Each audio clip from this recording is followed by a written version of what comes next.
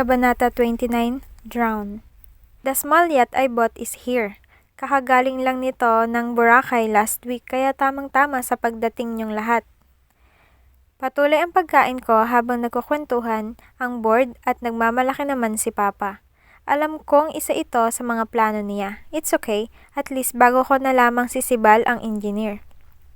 Of course, no. Why didn't I think of that? An engineer who's a local from Costa Leona? Bakit hindi ko naisip na maaaring siya iyon? I'm interested with the sandbars, Remus.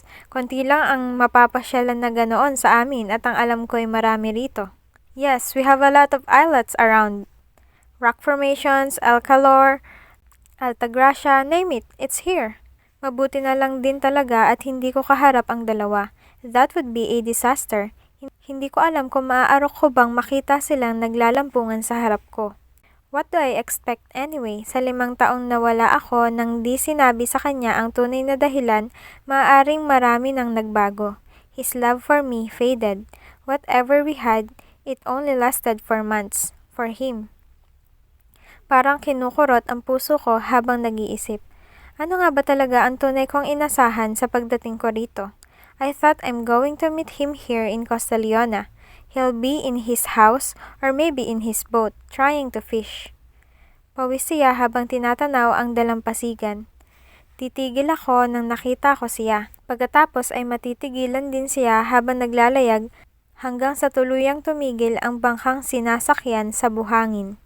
And I'll jump to him in happiness because finally we saw each other again for how many years. That's what's at the back of my mind. Although I prepared myself for his indifference, I have unconscious expectations too. So, shall we meet again after lunch and you can all prepare your things too? Ani Papa. Hindi ko na malayang nakatayo na pala ang lahat. Nagkakamayan na tila tapos na ang lahat ng ito. I suggest, President, na mas mabuting ilahad ko na rin ang plano sa mansyon. Si Bal went up to Papa to say that. Tumayo ako at nag-ayos sa sarili. May lumapit sa akin para kamayan ako. Tinanggap ko iyon. Sasama ka ba mamaya, Miss Galvez? Another manager from Boracay asked.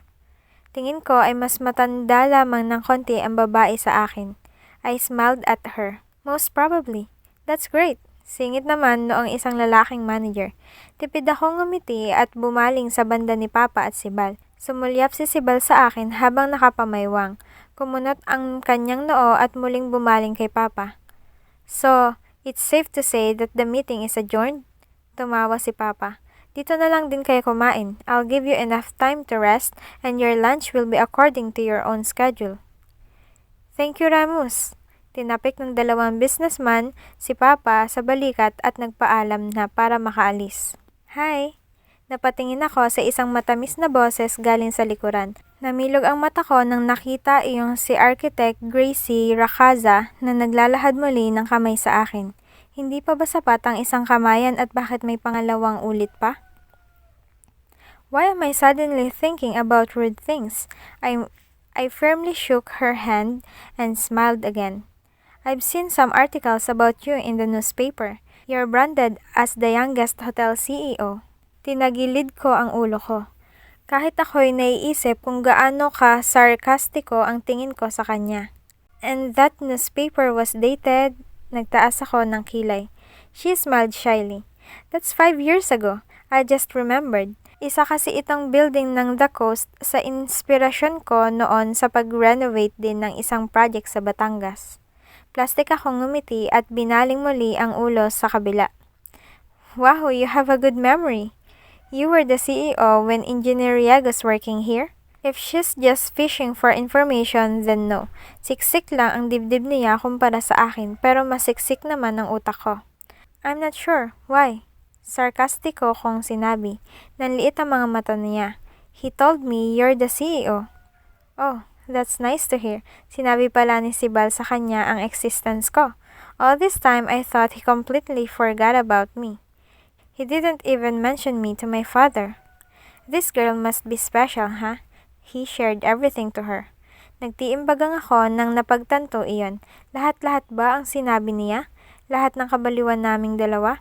Gracie, tawag ni Sibal sabay lapit sa amin. Agad akong umatras. Sa likod ko ay magkahawak ang kamay ko habang matamis ang plastic ng ngiti para sa dalawa. He looks so good beside her. A tall man like him with a small, curvy girl like architect Gracie Racaza. Nanginginig na ang gilid ng aking labi sa kakangiti at sa pagiging plastic nito. I can't wait to frown all the way to the mansion and break something. I cannot believe this. Engineer, hindi ko na nakayanan. Nilapitan ko na talaga ang dating CEO na pinagsisilbihan mo. Wow. Nilingon ako ni Sibal. He smiled but it wasn't even because he's happy. It's more of sarcasm. I can sense it. Oo, it's been 5 years since we last saw each other. 5 fucking years. Tumango-tango pa ako sabay tawa. I look and feel like an idiot. Hanggang kailan kami magpaplastikan? O hanggang kailan ako may pagplastikan? Why do I expect him to be mad at me or to even be friendly with me? Why didn't I consciously expect him to be indifferent and cold? Because all this time I thought he'd understand what I did. I left him to save their name, to save his family, to save him. I begged Tita Mariam to save him, even down on my knees. I wasn't ready to leave because I love him, pero ang dahilan kung bakit talaga ako umalis ay ang pangakong hindi na sila guguluhin pa ni Tita kapag lumayo ako. I thought he'd understand. How stupid of me to think about that, or maybe he did understand. It's just that wala na talaga siyang nararamdaman para sa akin.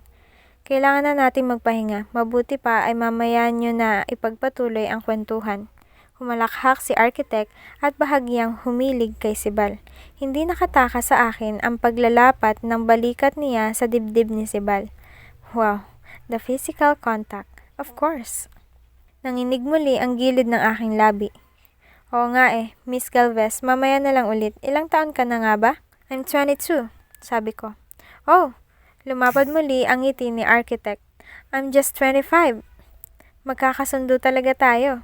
Tumango lamang ako. Let's go to our room now.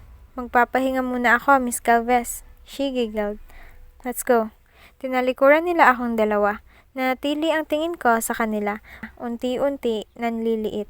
Habang lumalayo at natatabunan ng ibang guest, ay dumidilim ang paningin ko. Ate, sasama ka ba mamaya? Oo. Sabay lagpas ko kay Kael. Dire-diretso ang lakad ko sa counter ng restaurant. Sinanyasan ko ang isang waiter na lumapit sa akin. Palingali nga pa siya parang hindi makapaniwalang siya nga ang tinatawag ko. Sa huli ay nagkamot siya ng ulo at lumapit sa akin. Po? The boy asked. Puntahan mo ang front desk. Sabihin mo nagpapatanong si Miss Galvez kung ilan lahat ng hotel room na binigay sa mga guest ni Remus Galvez at kung kani-kanino nakapangalan. I wonder if he got all of it. Gayunpaman ay tumango siya at nagmamadaling tumulak patungo na sa front desk. Nanatili ako sa counter. I tapped my fingers on the counter habang ang isang waiter ay naglapag ng tubig para sa akin. Can I ask for red wine instead? Yes, miss. Quickly, he removed the glass in front of me. Kumuha siya ng flute at nilagyan ng wine. Nilapag niya iyon sa harap ko. Mabilis kong nilagok lahat at muntikan na akong masamid nang sumulpot si Kael sa gilid ko. Do you have a problem? Tanong niya. No, isa pa nga, please. Nagsalin ulit ang waiter ng wine sa baso. Huminga ako ng malalim at nilagok ulit iyon. Ate, Kael called me again. Nilingon ko siya. Tinaas ko ang aking daliri sa ere para mapigilan siya. I'm fine, I said. Nakabalik na iyong waiter na inutusan ko. Hinihingal pa siya. Hindi siya makapagsalita sa pagmamadali, ngunit may inilahad siyang papel sa akin. Tinignan ko ang listahan. 11 room ang pinahiram ni Papa sa mga guest. Tinignan kong mabuti ang listahan para hanapin ang pangalan ni Sibal o noong architect. There's only Engineer Percival Riego. There's nothing for Architect Gracie Racaza. Hindi ba rito siya tutuloy ngayong gabi? Will that mean they're in the same room? Thanks. Binalik ko sa waiter iyong papel at naglakad na ako pabalik ng mansyon. I cannot believe this. It won't just sink in. Mag-isa ako sa mansyon, pinapatay ang oras. Kahit na anong ulit kong isipin na mukhang girlfriend na nga iyon ni Sibal ay hindi nagsisink in sa utak ko. Hindi ko alam kung namamanhid na ba ako o talagang walang kaso iyon sa akin. Lumabas lamang ako ng mansyon nang pinatawag na ako ni Papa. Nawalan ako ng interes na sumama sa pinagmamalaki niyang yate, pero alam ko ring mali ang tumanggi. I need to have my appearance, despite Sibal and his girlfriend's presence. Nagdala ako ng isang shoulder bag kung nasaan ang mga gamit ko. I'm already wearing my bikini under my shorts and my crochet top. Naroon na ang lahat sa loob ng yate ang ibang mga guest ni Papa. Sa malayo ay kita ko iyon na nakatali sa isang malaking bato, hindi kalayuan sa dalampasigan. Sasakay pa kami ng bangka bago pumunta ng yate. Kasabay ko na ang 2 businessman at isang manager ng main branch sa bangka. Nahuli ka, Miss Galvez, puna noong manager. Nagpahinga lang po, umiti ako sa kanya. Hindi kalakihan ang nabiling yate ni Papa, pero ang center table nito sa likod ay mainam para makapag-relax ang kahit sino. They can also go fishing too.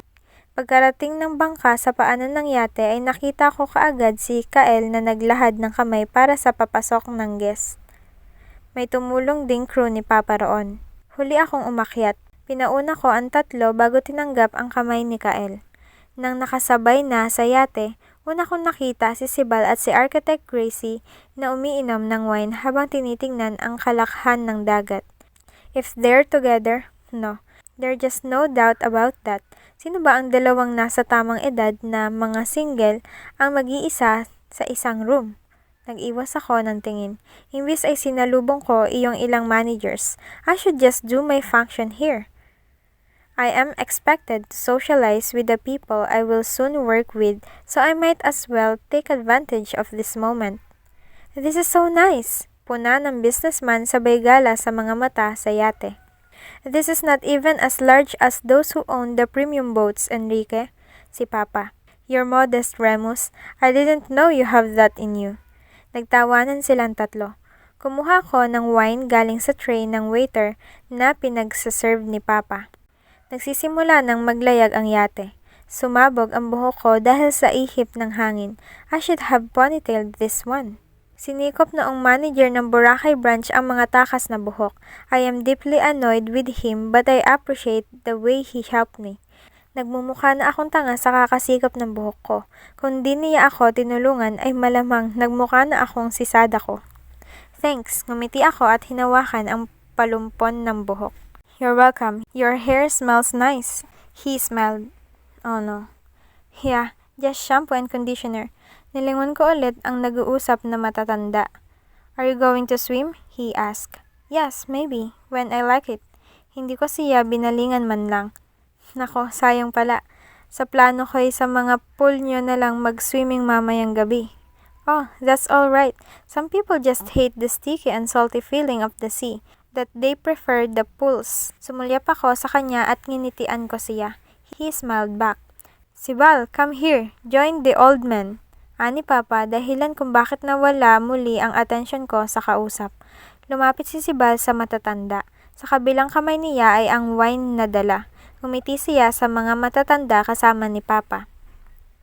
Hindi ka man lang humahawak habang naglalakad patungo rito. Puna noong isa. Sanay po ako. May ngisda ako rito dati. Architect Gracie Racaza joined the group. Para tuloy ako natabangan sa iniinom na wine. Why does she have to? Talaga? You're kidding. Umiling si Sibal. Dito po ako lumaki sa Costa Leona. Pangunahing hanap buhay namin ang pangingisda at nagtatrabaho rin ako sa The Coast bilang bellboy noon. Yes, Enrique, I told you he's that good to rise that way. Magarbo na namang sinabi ni Papa. But President Galvez, that's probably because of his genes too. The Riegos are good architects and engineers. Kumunot ang noo ko sa sinabi ni Architect. Hindi naman nag-react si Sibal sa sinabi. Pure talent and yes, maybe blood too. You're right, Architect, si Papa. So, he's related to the rich Riegos of Costa Leona? How come he's related to them? At bakit sila naghihirap? Bakit hinayaan ng isang mayamang angkan ang dugo at laman nilang maghirap ng ganoon? Nanatili ang tingin ko sa sahig ng yate. Nakatuko ang aking siko sa kamay habang pinaglalaruan ang wine glass. Ano pa ang hindi ko alam tungkol sa kanya? Do I really know him anyway? Sa loob ng 6 na buwan na nagkakilala kami rito sa Costa Leona noon, ano ba ang nalaman ko sa kanya? He didn't open up to me at all. Kung hindi lamang kami nag-away tungkol sa pagsugod ni Katarina sa akin, ay hindi niya sasabihin ang motibo ni Tita Marem. And he easily shared his personal information with architect Gracie Racaza. How shallow was his love for me? And is that how you measure love? Maybe, because love is supposed to give you that comfortable feeling with someone. You should be comfortable sharing your secrets to someone dear to you. Tumikhim ako nang naramdaman ang dahan-dahang panlulumo. Kung kanina ay hindi pa nagsisink in sa akin ang lahat, ngayon nararamdaman ko na. Nilapag ko sa tray noong waiter ang walang lamang wine glass. Unti-unting tumigil ang yate sa tapat ng rock formations. Ito ay yung unang islang pinuntahan namin noon ni Sibal. Tiningala ko ang kalakhan ng korales sa aming harap. Sumariwa sa aking alaala lahat ng nangyari. Those were the days when I was so attracted with him. Nangiti ako nang naalala kung gaano ko pinilit na magpaka-mature noon pero sa pagkakagusto ko sa kanya ay pumalpak ako. My young and naive side shows no matter how hard I hide it with my cold and stern facade. Nilipat ko ang tingin ko sa nagtatawa ng mga tao pababa ng yate. Some of the managers were excited. Nakapagbihis na sila ng kani-kanilang swimming attire. The old men with Papa were singing and drinking wine, feeling the breeze of the sea. Bumagsak na si Kael sa tubig. I have forgotten that this is the first time he's come here. Nakita kong naglahad si Sibal ng kamay kay Architect Gracie nang bumaba sila sa yate. Nagtama ang tingin naming dalawa. Tinalikuran ko na lang siya at hinalughog ang bag ko. I went inside the cabin. May isang maliit na room doon na pwedeng pagbihisan. Hinanda iyon ni Papa. I removed my shorts and my crochet top. Kumuha ako ng kulay brown na long blazer para takpan ang katawan ko, habang bumababa ng yate. Sa ilalim ay ang all-black stringed bikini ko. Tinulungan ako ng crew na makababa. The managers climbed on the rocks. Some of them were swimming. Miss Galvez, tawag na ang babae sa akin habang kinakawayan ako. May goggles siya. It's like a deja vu. Hindi nga lang ako sigurado kung saang parte iyon. Hinubad ko ang aking blazer at dahan-dahang naglakad patungo sa malinaw na dagat. Sa malayo ay kita ko ang ilang managers na sumisid para makita ang mga korales. Tuwang-tuwa sila sa ginagawa. Kahit natatanaw ko lang sila ay parang na-enjoy na rin ako. I turned my head to see who's swimming near the deep sea, where the rocks are, and I saw Sibal with the architect. Tumili si Architect Gracie nang tumalon siya galing sa mga bato. She's sporting her bright red stringed bikini that highlighted all her curves. Miss Galvez, dito oh, ang daming corals. The girl manager shouted and dived. Kahit malapit iyon kina Sibal ay sinubukan ko na lang din lumangoy doon. Hindi naman pwede mag-isa na lamang ako dahil ayaw kong nakakasama ang dalawa. I opened my eyes and saw the different colors of the corals. Mga isdang nagsasabay sa paglangoy ay hinabol ko. Nakasalubong ko sa ilalim iyong manager na tumawag sa akin. She gave me an okay sign. I gave her one too. Umahon ako para makakuha ng hangin. Nakita kong nag-dive si Sibal habang si Architect ay tumitili ulit. Ngumuso ako at sinubukang mag-dive muli. The big coral reef surrounded with seaweeds and fishes looked majestic. Pinalibutan iyon ng mga kasama namin. Maitinuro si Sibal sa manager na babae at tumango naman iyong babae sa kanya. I tried to go near them but they went farther from me. Alam kong kailangan ko ng umahon para huminga pero sinubukan kong sundan sila at pantayan ang kanilang mga ginagawa. Mabilis lumangoy si Sibal. Katamtaman naman ang paglangoy noong manager. Sumabay si Architect sa kanila. Tumabi siya kay Sibal. They saw another group of coral reefs. I even saw the biggest starfish I've ever seen, pero parang unti-unti akong nanghina. Nalayo ako masyado sa kanila. Nanghina ang tuhod ko. Nanlamig, uminit, pagkatapos ay namanhid. Pakiramdam ko ay hindi ko na magalaw ito. Sinubukan kong umahon dahil nawalan na ako ng hangin, ngunit kay bigat ng pakiramdam ko. I panicked. Pinilit kong lumangoy dahilan kung bakit nawala ang konsentrasyon ko. I breathed in water and I choked. Fuck! Sinubukan kong huminga ngunit tubig ang pumapasok sa aking ilong. Pumikit ako ng mariin at pilit na inangat ang sarili. Hindi ko inalintana ang pagod at bigat na nararamdaman sa katawan. All I think about is how I need air so much. If I won't swim harder, I'll die. Fuck! Nang nakahinga ako ng hangin ay siya namang paglabas ng tubig sa aking ilong at tainga. Ubo at panghihina ang inabot ko at agad kong niyakap ang korales sa di kalayuan. Hindi ko inalintana ang sakit sa aking kamay at sa aking dibdib dahil sa higpit ng pagkakayakap ko. Nang nabasa ako sa alon ng tubig ay humapdi ang sugat dulot noong korales. Inangat ko ang mga paa ko para makaakyat sa rock formations. My knees got wounded sa mga tinik ng korales pero wala akong pakialam. Gusto ko lang na makatapak sa mga bato, sa lupa. Walang tigil ang ubo ko. Mahapdi ang aking mga mata at ang aking ilong. May tubig na lumalabas sa aking bibig at mabigat ang pakiramdam ko. My heart is beating so fast. I heard similar giggles not far from where I am. Nakita kong umahon na sila at pinagkatuwaan ng isang maliit na starfish. Natulala ako. Inangat ko ang mga kamay kong nanginginig pa dahil sa nangyari. I recalled what happened and tears pulled in my eyes. Tuloy-tuloy ang patak ng aking luha na napagtanto ko kung ano ang muntik nang mangyari. I almost drowned. I almost died. I saved myself. Nanginginig ang mga kamay ko habang humihigbi ako. Dugo galing sa aking palad at sa aking mga daliri dahil sa korales na nayakap kanina. You're a fool, Snow. What were you thinking? What the hell were you thinking? Yumuko ako at huminga ng malalim. Hinabol ko ang aking hininga. For a long while, I stayed that way. Hot tears rolled down my cheeks, blending with the seawater. Muntik na akong nalunod. Muntik na akong namatay. Nobody knew. I was alone. Nobody really cared. The laughter from them broke my heart when I realized the only one who can save me is myself. Kinuyom ko ang kamay ko at naramdaman ko ang hapdi ng mga sugat. Masyado ba akong naging pabaya? Masyado ko bang inisip na naman ang pansariling mga gusto? Ayos ka lang? Umahon si Sibel sa parehong korales na niyakap ko kanina. Napatulon ako sa gulat at agad na tumango. Tumayo ako at wala akong naramdamang sakit habang humahakbang sa nagtutulisang korales. Wala akong tsinelas, nakapaa ako at ramdam na ramdam ko ang bawat hiwa ng korales sa aking paa.